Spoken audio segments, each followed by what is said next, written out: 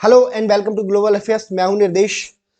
तो क्या वेस्ट बंगाल में अब राष्ट्रपति शासन लगने वाला है? क्या रीजंस हैं वेस्ट बंगाल में राष्ट्रपति शासन की रिकमेंडेशन की जा रही है, मांग की जा रही है? और ये संदेश खली क्या है? क्यों पिछले हफ्ते से ये चर्चा का बहुत ज्यादा विषय बनी हुई है? सब जानेंगे इन डेप्थ। तो चलिए शुरू करते हैं। वेस्ट बंगाल में अभी जो भी राजनीतिक पॉलिटिकल जो भी टर्मोइल चल रहा है, उसकी वजह सिर्फ और सिर्फ एक व्यक्ति है जिसका नाम है शाहजहां शेख।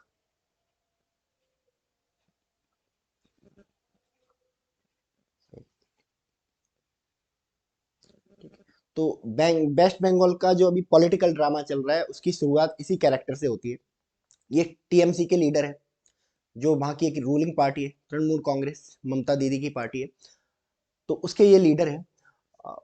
इन पर आरोप लगे कि इन्होंने लैंड ग्रैबिंग की है, जमीनें हड़पी हैं। तो ईडी जांच करने पहुंची इनके यहाँ पे। और जब ईडी वहां पर गई तो अपने साथ सीआरपीएफ को भी लेके गई प्रोटेक्शन के लिए। बट क्या हुआ कि वहां पे बहुत सारे लोग इकट्ठे हो गए। और ये जो शाहजहां शेख है, ये अपने घर घर के अंदर ताला लगा के बैठ गया। बहुत ज़्यादा वायलेंस भी सीआरपीएफ और जो लोकल कम्युनिटीज हैं अ, वेस्ट बंगाल में, संदेश खली में, उनकी भी कुछ झड़पें भी हुई। ईडी को खाली हाथ लौटना पड़ा। थोड़े दिन बाद क्या होता है कि संदेश खली, जो कि एक गांव है वेस्ट बंगाल में, 24 परगना डिस्ट्रिक्ट में, एक डिस्ट्रिक्ट है बंगाल का।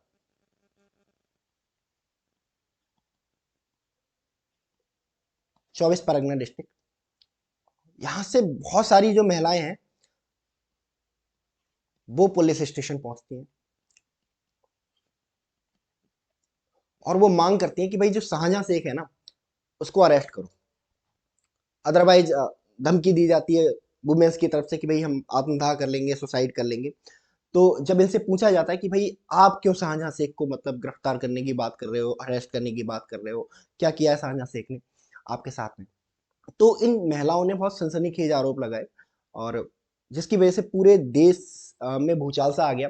और पूरे देश की मीडिया का जो कवरेज है वो इनको मिलने लगा। इन औरतों ने ये आरोप लगाया कि जो शाहजहां शेख है और उसके अंडर जो काम करने वाले उसके कार्यकर्ता हैं या फिर जो गुंडे हैं, वो संदेश खली में आते थे और वहां से जो कम उम्र की और जो खूबसूरत महिलाएं हुआ करती थी उनको पॉइंट आउट करते थे। उसके बाद 20-30 लोग आते थे, जो पॉइंट आउट की हुई महिला है उसको उठा के ले जाते थे और टीएमसी के कार्यालय में उन्हें बहुत बहुत दिन तक बंद रखा जाता था, उनके साथ गैंग रेप किया जाता था। तो लगभग 200 से 300 महिलाओं ने ऐसे एलिगेशन लगाए हैं कि भाई हमारे साथ हुआ है, हमारे साथ हुआ है, इसलिए शाहजहां शेख को क्या करो, अब गिरफ्तार करो। तो बाद में पॉलिटिकल पार्टियां भी इस टर्मोइल में कूदी कि भाई ये गलत है। बीजेपी ने भी एलिगेशन लगाना शुरू कर दिए। अभी बीजेपी की जो केंद्रीय मंत्री हैं, यूनियन मिनिस्टर है स्मृति ईरानी, उन्होंने भी प्रेस कॉन्फ्रेंस करी थी कि भाई ये हुआ है और उन्होंने पूरे इंसिडेंट के बारे में बताया। कांग्रेस ने भी दबी जुबान से इस इंसिडेंट के बारे में बोला।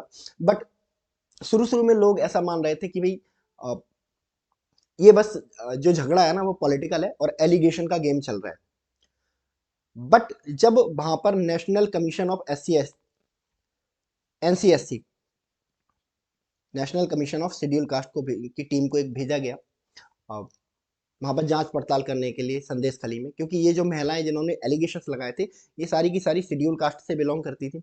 और जब वहां टीम पहुंची NCSC की तो उनकी आंखें खुली रह गई कि भाई सच में ये हुआ है।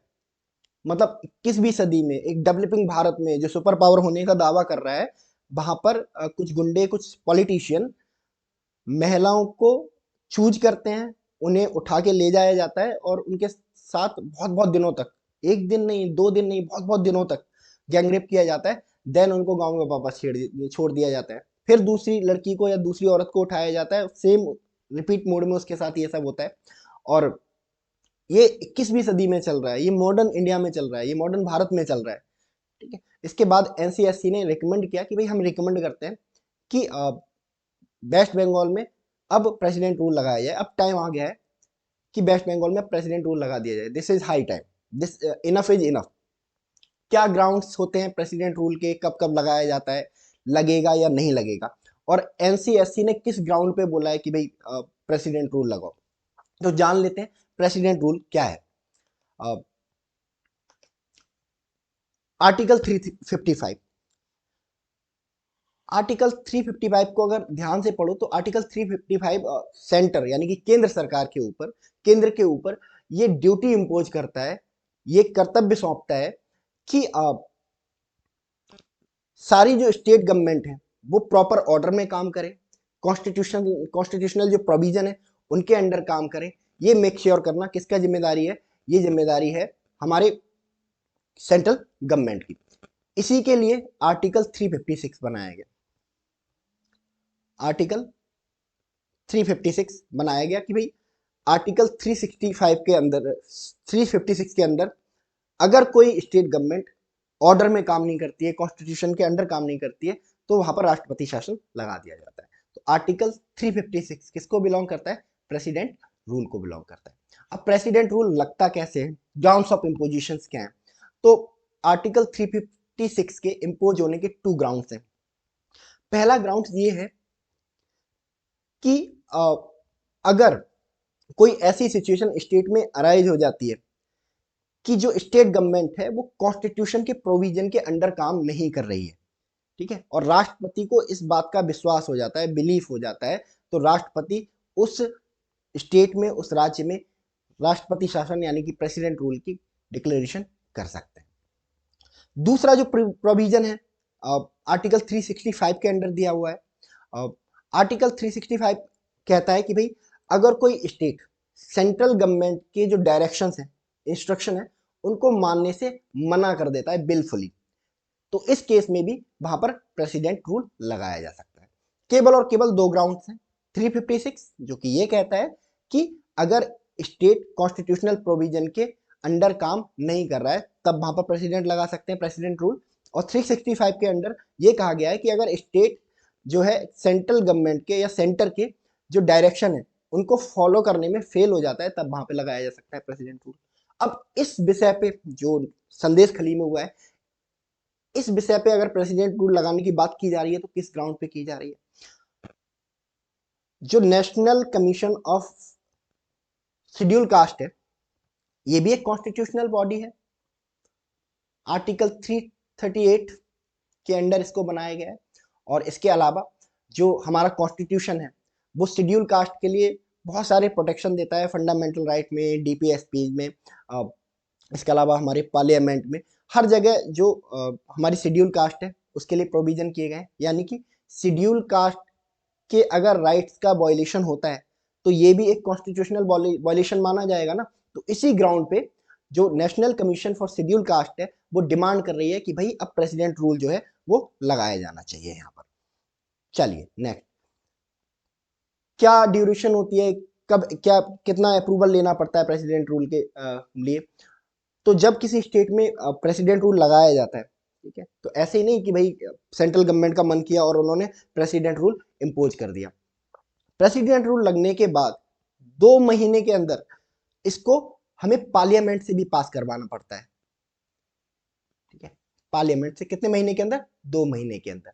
ये जो इम्पोजिशन लगाया गया है, ये प्रेसिडेंट रूल जो इम्पोज किया गया है, इसको विद इन 2 मंथ जो हमारी पार्लियामेंट है, दोनों सदन, लोअर हाउस और अपर हाउस, उससे पास करवाना जरूरी है। क्या प्रेसिडेंट रूल का जुडिशियल रिव्यू किया जा सकता है? तो प्रेजेंट सिनेरियो में हाँ, बट 38 एक अमेंडमेंट आया था 1975 में, जिसमें यह कहा गया था कि भाई जो प्रेसिडेंट रूल है उस पर जुडिशियल रिव्यू नहीं किया जा सकता है, क्योंकि जो प्रेसिडेंट का जो सेटिस्फेक्शन है, प्रेसिडेंट को जब लग जाए कि भाई हाँ लगाना जरूरी है, वो फाइनल है और उस पर फिर कोई फर्दर डिबेट नहीं होनी चाहिए, ठीक है। बट बाद में 44th कॉन्स्टिट्यूशनल अमेंडमेंट लाया गया 1978 में, 1978 में, जिसमें ये जो प्रोविजन है इसको डिलीट कर दिया गया, जो प्रीवियस कॉन्स्टिट्यूशनल अमेंडमेंट है इसको डिलीट कर दिया गया। और प्रेजेंट सिचुएशन ये है कि हाँ, प्रेसिडेंट रूल का जो जुडिशियल रिव्यू है वो किया जा सकता है, ठीक है। तो ये है वेस्ट बंगाल में प्रेसिडेंट रूल की मांग को लेकर उठा विषय, एनसीएससी की रिकमेंडेशंस और संदेश खली से जुड़ा हुआ डिस्प्यूट। तो बाकी आप लोगों का इसके बारे में क्या सोचना है कमेंट सेक्शन में आप बता सकते हैं। तो आज के सेशन में इतना ही। तो thank you so much and God bless you all.